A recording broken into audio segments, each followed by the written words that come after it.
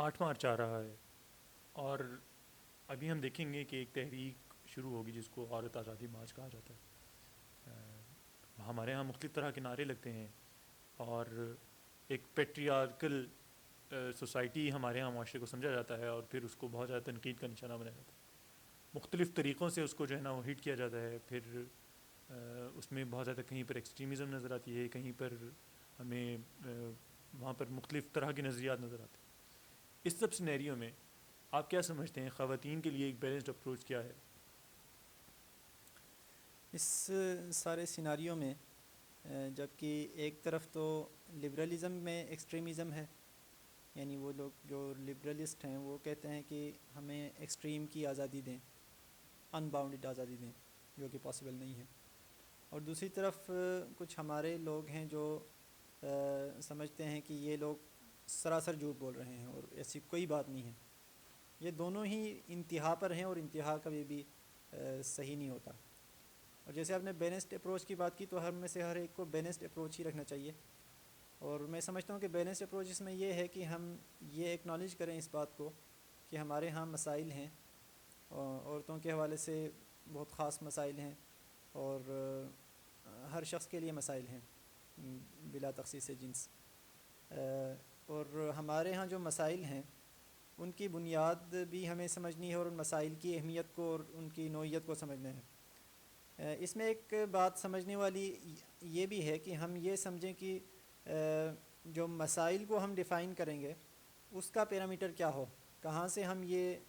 کس چیز پر ہم یہ جانچیں کہ مسئلہ کیا ہے اور جو صحیح چیز ہے وہ کیا ہے۔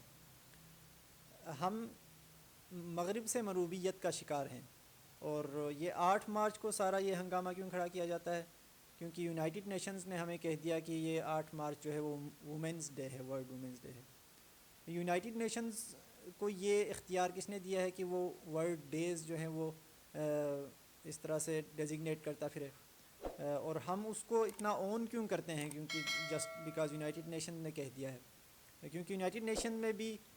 وہی لوگ زیادہ پاورفل ہیں جو اس وقت دنیا میں جن کے پاس زیادہ مال ہے، دولت ہے، اور وہ مال دولت آپ تو دنوں کو جو ہے نا وہ تنقید کا نشانہ بنا رہے ہیں۔ بات یہ ہے کہ مسئلہ جو ہے ہم تو مسئلے کی طرف دیکھیں گے، ہمیں کیا لگے دن سے۔ ٹھیک ہے، مسئلے کو ہم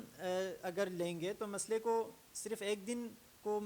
اس کو مخصوص کرنے سے کیا مراد ہے؟ ہم ہر وقت ہر ایک لمحے، جیسے کہتے ہیں نا کہ ہر لمحے اللہ تعالیٰ کو یاد کرنا چاہیے، تو اسی طرح ہر لمحے ہمیں آپس کے حقوق کا خیال رکھنا چاہیے۔ صرف ایک دن مخصوص کر دینے سے مسئلہ حل نہیں ہو جاتا۔ مسئلے کے حل کی طرف اگر آنا ہے تو اس کے لیے یہ دن مقرر کر دینا اور پھر اس میں شور مچا دینا اور ہنگامے کھڑے کرنا اور بغیر سوچے سمجھے اور بغیر کسی دور رس غور و فکر کے بس شور مچا دینا اور پرووک کرنا اور توہین آمیز جملے اور الفاظ اور یہ ساری چیزیں کر دینا، یہ کسی قسم کا کوئی خاطر خواہ نتیجہ ہمیں نہیں دیتا۔ یہ تو صرف یہ چیز ضرور کرتا ہے کہ وہ مسئلے کو ہائی لائٹ کرتا ہے، لیکن کئی دفعہ مسئلے کو ڈیفائن کرنے میں مسئلہ ہے۔ یعنی آپ کسی چیز کو مسئلہ کہہ رہے ہیں، ہو سکتا ہے کہ وہ چیز اس مقام پر اس طرح کا مسئلہ نہ ہو جس طرح ہم میں سے بعض کو نظر آ رہا ہوتا ہے۔ تو ایک تو ہمیں کرائیٹیریا اس میں دیکھنا چاہیے، اور دوسرا یہ ہے کہ ہم یہ دیکھیں کہ ہمارے یہاں مسئلے کی بنیاد کیا ہے، روٹ کیا ہے۔ بہت سارے لوگ یہ سمجھتے ہیں کہ شاید چونکہ ہم لوگ مسلم اکثریتی ملک ہے اور اسلام پر ہم لوگ عمل کرتے ہیں، تو کچھ لوگوں کی یہ غلط فہمی ہو جاتی ہے کہ وہ سمجھتے ہیں کہ اسلام کی وجہ سے عورتوں کے ساتھ یہ مسائل ہیں جو بھی ہیں، حالانکہ ایسی بات نہیں ہے۔ ہمیں یہ بات سمجھنی چاہیے، اسلام سے پہلے ہمارے آباء و اجداد ہندو مذہب پر عمل کرتے تھے یا بدھ مت تھے یا جو بھی تھا، تو وہاں کے جو مسائل تھے، جو معاشرتی رسم و رواج اور جو رہن سہن کے طور طریقے، وہ چیزیں اسلام کے آنے کے بعد بھی ان کے اثرات ہمارے ہاں آج تک باقی ہیں۔ اور جو مسائل ہیں ان کی بنیاد اگر ہم غور سے دیکھیں تو ان کی جڑیں وہاں جا کے ملتی ہیں۔ اب یہ جو لبرلز ہیں ان کا ایک ڈائلیما یہ ہے، یعنی ان کی ایک کنٹراڈکشن اپنے اندر، اپنے ایک تضاد یہ ہے کہ ایک طرف تو وہ ان جو جاہلانہ رسوم و رواج ہیں ان کو بھی ایک طرح کا ایک درجہ تقدس دینے کی کوشش کرتے ہیں، یعنی وہ ہندو مت کے جو ہمارے باقیات ہیں ان کو بھی ایک تقدس کا مقام دیں گے جس طرح ہم مسجد کو دیتے ہیں، یعنی ان روایات کو زندہ رکھنے کی کوشش بھی کرتے ہیں اور ان کے جو اثرات ہیں اور جو ان کی خرابیاں ہیں ان کے خلاف چیختے چلاتے بھی ہیں۔ تو یہ ایک بیلنسڈ اپروچ اس میں یہ ہے کہ ہم یہ سمجھیں کہ جہاں روٹ کاز ہے مسئلے کا اس روٹ کو ختم کرنے کی کوشش کریں، اور جو روٹ ہے اس کو صحیح طریقے سے لوکیٹ بھی کریں، پیچھے تاریخ میں اور اس کی معاشرتی علوم کو صحیح سے سمجھیں، ان کا مطالعہ کریں، اور اس کے بعد یہ معلوم کریں کہ اس کی بنیاد کہاں ہے، اور جہاں اس کی بنیاد ہے وہاں سے اس کی اصلاح شروع کریں۔ دیکھیے کہ حل کی طرف تو بعد میں آیا جائے گا نا، ابھی تو مدعا یہ ہے کہ اویئرنیس دیجیے، اور اویئرنیس کی جہاں تک بات ہے تو وہاں پر شور شرابہ مچانا تو اس میں کیا خرابی ہے؟ ٹھیک ہے، کرتے رہیں۔ اویئرنیس کی بات ٹھیک ہے کہ ہونی چاہیے،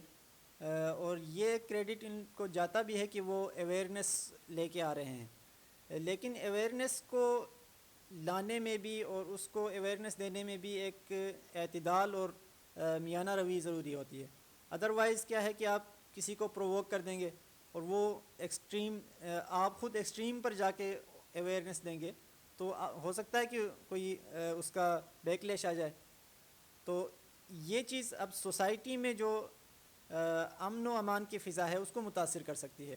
اور بہت دیکھیں امن و امان تو ٹھیک ہے، ہوتا رہے امن و امان، لیکن اس سے جو ایک طبقہ ہے، ایک بہت بڑا طبقہ ہے، 52% جو ہے خواتین ہیں،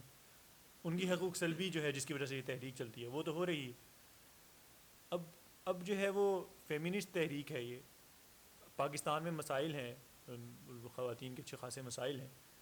تو اگر وہ ہائی لائٹ کر رہی ہیں اور وہ اس بارے میں شور مچا رہی ہیں تو میرا خیال ہے اس میں کوئی مسئلہ تو نہیں ہونا چاہیے۔ ہائی لائٹ کرنا اچھی بات ہے جیسے میں پہلے بھی کہا، لیکن اس کے بھی کچھ حدود و قیود ہوں، اور پھر صرف ہائی لائٹ کر کے نہ چھوڑ دیا جائے، صرف یہ کہ 8 مارچ ہر سال 1 سال بعد آ کے آپ روڈ پہ آ کے شور مچا دیں گے، مسئلہ حل کرنے کی طرف جائیں، اور حل کرنے کے لیے یہ شور مچا دینے سے حل نہیں ہو جانا آٹومیٹیکلی۔ حل کرنے کے لیے آپ کو بہت طویل عرصے کے لیے طویل المدت پروگرام کرنے ہیں، اس کے لیے ایجوکیشن کی ضرورت ہوگی، اس کے لیے لوگوں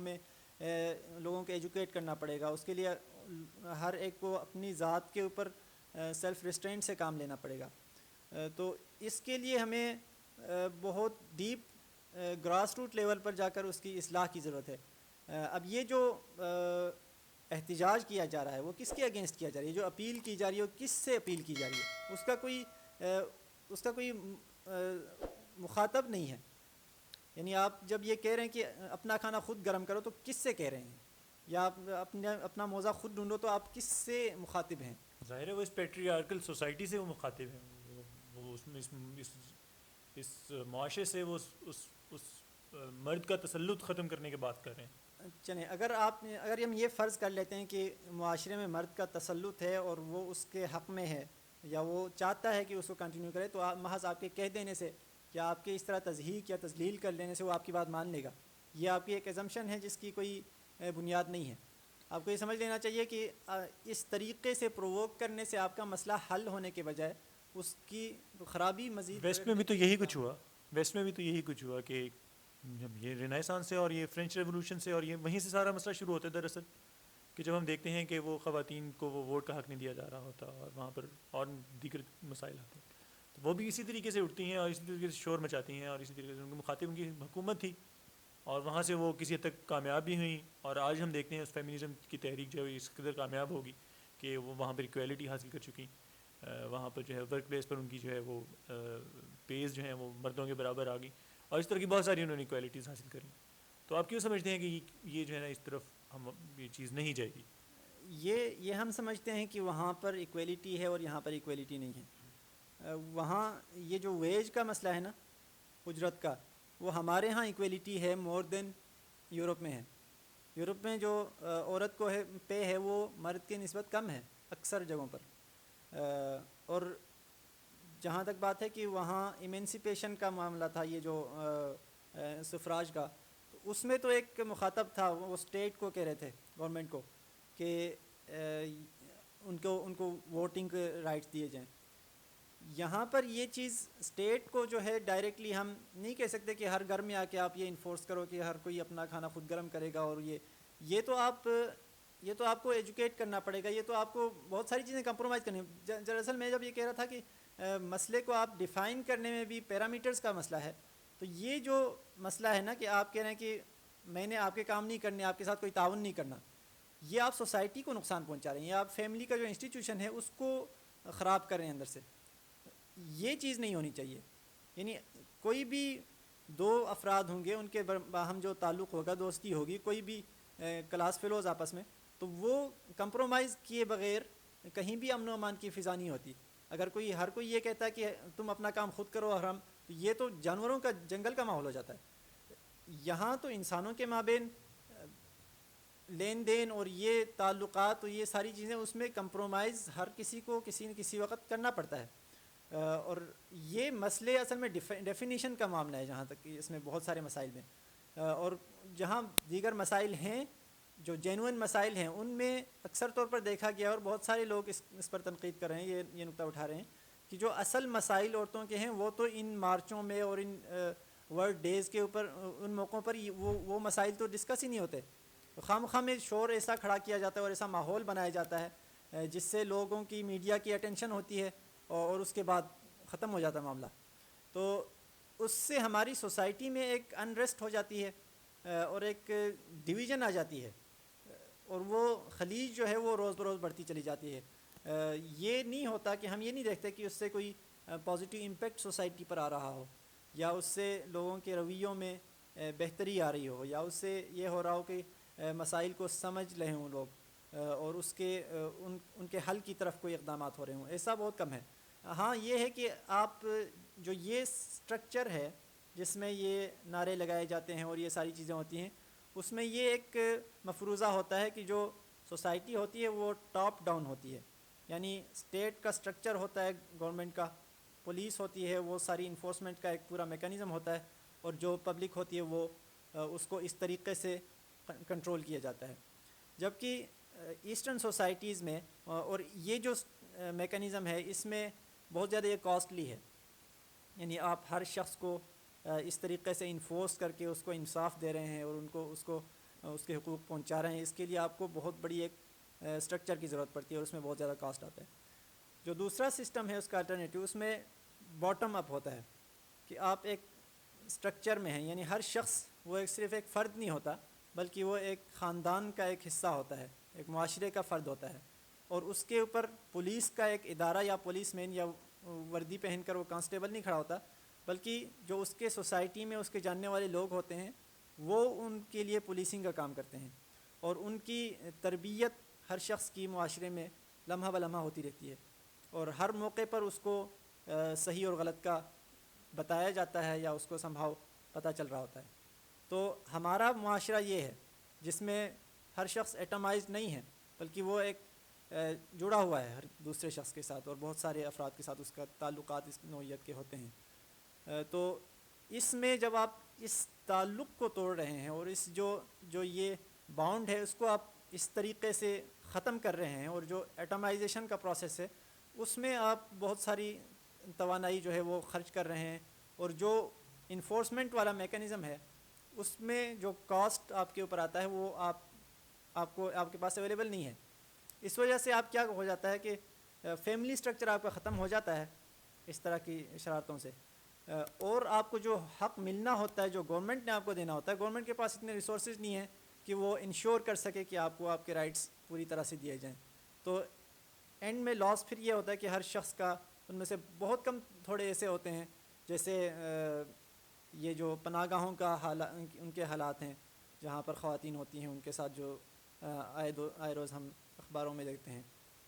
تو وہ جو انفورسمنٹ کا سسٹم ہے اس میں بہت زیادہ فلاز ہیں, اور ان کو اوور کم کرنا ممکن نہیں ہے. تو یہی ہو جاتا ہے کہ آخر کار ہر شخص پھر نقصان میں چلا جاتا ہے. تو جو سوسائٹی کا سٹرکچر ہے اس کو نقصان پہنچائے بغیر حل کی کسی طریقے کی طرف جانا ہی کوئی مفید کام ہو سکتا ہے. ادروائز شور مچانے کو تو آپ مچاتے رہیے, کیونکہ جمہوریت کا جو ایک نام ہمارے ہاں چلتا ہے اس میں شور مچانے کی آزادی کم از کم آپ کو حاصل ہے. اب پھر ہمیں یہ بھی دیکھنے میں آتا ہے کہ ایسٹرن فیمنزم جو ہے یا ہمارے ہاں جو فیمنزم ہے وہ بہت مختلف ہے ویسٹ کی فیمنزم سے. ویسٹ میں جو ہے وہ خواتین کو اسی طریقے سے کمانا پڑتا ہے جس طریقے سے مرد کو کمانا پڑتا ہے. ہمارے ہاں عورت پہ اس طریقے سے کمانے کا بوجھ نہیں ہے. اس طریقے سے کئی اور چیزیں ہیں جو اس معاشرے سے ہمارے ہاں جو ہے نا وہ متفرق ہیں. لیکن ہمارے ہاں یہ ہو رہا ہے کہ پوری کی پوری اس تحریک کو اٹھا کے جو ہے نا یہاں پر امپورٹ کیا جا رہا ہے. اس بارے میں آپ کیا کہتے ہیں؟ بالکل ایسا ہی ہے کہ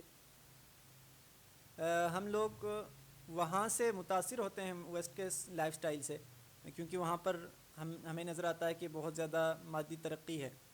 تو ہم سمجھتے ہیں کہ جو ان کا سوشل سٹرکچر ہے وہ بھی یقیناً بہترین ہوگا اور اس کی وجہ سے شاید وہ یہ ترقیاں حاصل کر رہے ہوں گے. حالانکہ ایسا نہیں ہے، کیونکہ وہاں کی حالت یہ ہے کہ جب کوئی ڈیٹنگ ہوتی ہے تو جو روم بک کیا جاتا ہے اس کے پیسے بھی دونوں شیئر کر کے برابر دیتے ہیں. یعنی لڑکی بھی اس میں 50% اس کی بل ادا کرتی ہے اور لڑکا اپنا کرتا ہے. اور جب کھانا کھاتے ہیں تو اس میں ہر شخص اپنا اپنا ادا کرتا ہے. یہاں پر ہم خواتین کو حقوق یہ دیتے ہیں کہ اس کو چونکہ بایولوجیکل اس کی یہ رسپانسبلٹی ہے اور بہت ساری رسپانسبلٹیز ہیں جس کی وجہ سے اس کو یہ ضرورت ہوتی ہے، اس کی فطری ضرورت ہے کہ اس کو آرام سے گھر میں رہنے کا موقع دیا جائے. اس کو یہ مجبور نہ کیا جائے کہ اس نے صبح 8 بجے بہرحال دفتر پہنچنا ہے. تو یہ بچے کی بھی پھر ضرورت ہوتی ہے کہ اس کے پاس اس کی والدہ موجود ہو، تاکہ اس کے نشو و نما میں جو اس کے بچپن کے سال ہوتے ہیں، کئی سال، اس دوران وہ بہت زیادہ ولنریبل ہوتا ہے بچہ. اس دوران اس کی نفسیاتی ضروریات، اس کی جسمانی ضروریات کے لیے اس کی والدہ کا ہونا اس کا کوئی متبادل نہیں ہے. چاہے آپ کسی اور کے حوالے کر بھی دیتے ہیں لیکن اس کو وہ والی محبت اور وہ پیار نہیں ملتا. تو ہم یہ سمجھتے ہیں کہ شاید انہوں نے جو مادی ترقی کر لی ہے اور اس کے لیے جو انہوں نے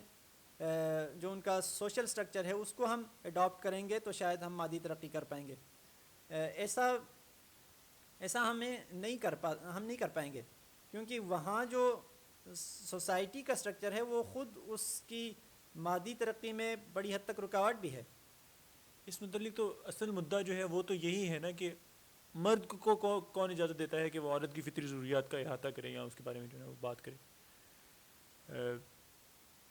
تو اس پوائنٹ پہ ہی تو اصل شور ہے کہ مرد ہی کو کیوں یہ اختیار دیا جاتا ہے کہ وہ عورت کی فطری ضروریات کے مطابق اس کے بارے میں فیصلہ کرے. عورت ہی کیوں اپنے بارے میں فیصلہ کیوں نہیں کر سکتی؟ اگر عورت بھی اپنا فیصلہ کرتی ہے نا، اور وہ ان معاملات کو مد نظر رکھ کے فیصلہ کرتی ہے، تو یقیناً وہ یہی فیصلہ کرے گی. یعنی اس کو اپنا بچہ بھی عزیز ہوگا اور اس کو اپنی صحت عزیز ہوگی، اور اس کو اپنا خاندان عزیز ہوگا، اور ساری چیزیں اگر ان کو کاؤنٹ کریں اور ہم یہ نہ سمجھنے لگ جائیں کہ پیسہ کمانے کے لیے باہر جانا وہ امپاورمنٹ کا ذریعہ ہے. اگر ہم یہ یقین کرنے کی بجائے یہ دیکھنے لگ جائیں کہ ہماری فطری ضروریات، ہماری پاورز جو اسٹرینتھ ہیں اور جو ہماری ویکنس ہیں وہ کیا ہیں، اگر ان کو ہم ذہن میں رکھیں تو ہر شخص لاجیکلی یہی فیصلہ کرے گا کہ جس کو جو اس کی ریسٹرکشنز ہیں، جو اس کے اوپر بایولوجیکل ریسٹرکشنز ہیں، ان کو اگر ذہن میں رکھیں تو لاجیکلی ہر شخص اسی نتیجے پر پہنچے گا. اب یہ کہنا کہ آپ جائیں اور اپنا کما کے خود لے کے آئیں، یا پھر اس کو اب چلیں ہمارے ہاں پھر یہ بھی رعایت ملتی ہے کہ جو عورت کی کمائی ہوتی ہے وہ خود اپنی مرضی سے خرچ کرتی ہے، لیکن وہ پھر کہاں چیز پر خرچ ہوتی ہے؟ زیادہ تر ہم دیکھیں وہ ہر دفعہ نئے کپڑے لے کے آئے گی، وہ اپنے میک اپ پر بہت زیادہ خرچ کرے گی اور وہ اس طرح کی چیزوں پر. تو اس سے پھر فائدہ ایونچولی کس کو ہوتا ہے؟ کیونکہ وہ ایک کپڑے میں 10 دن تک پہن لے تو اس کو تو کوئی اس کی صحت پر یا اس کی ذات پر کوئی فرق نہیں پڑتا. اس کا فائدہ اس کو نہیں ہے کہ اس کو ہر روز نئے کپڑے پہن لینے سے اس کو کوئی جو ہے نا جسمانی فائدہ نہیں ہوتا، کوئی صحت اس کی بہتر نہیں ہو جاتی. یہ فائدہ کیپٹلسٹ کا ہوتا ہے کہ وہ اس کو یہ ایک کلچر ایسا دیا جائے کہ جس میں ہر شخص نئے سے نئے کپڑا پہننے کی اور نئے سے نئے جدید اسٹائل کے میک اپ کی اور یہ ساری چیزیں، یہ کلچر انٹروڈیوس کر کے تو جو کیپٹلسٹ ہے وہ ہر شخص کو کمانے پر بھی مجبور کرتا ہے اور اس کو پھر خرچ کرنے پر بھی مجبور کرتا ہے. میرا خیال ہے یہ جو ٹاپک ہے یہ ایک پولیٹیکل اس کا اسپیکٹ بھی ڈسکس کرنے میں بہت ٹائم وقت درکار ہے اور اس کے بھی بہت سے ٹاپکس ہیں جو اس میں معاملات ہیں جو ڈسکس نہیں ہو سکے. تو میرا خیال ہے کہ یہ اس ایک ہی نشست میں اس کو ڈسکس کرنا بہت مشکل ہے. میرا خیال ہے کہ ابھی ہم اس کو یہیں پہ ختم کرتے ہیں اور انشاءاللہ پھر کسی وقت اس کو ڈسکس کریں گے.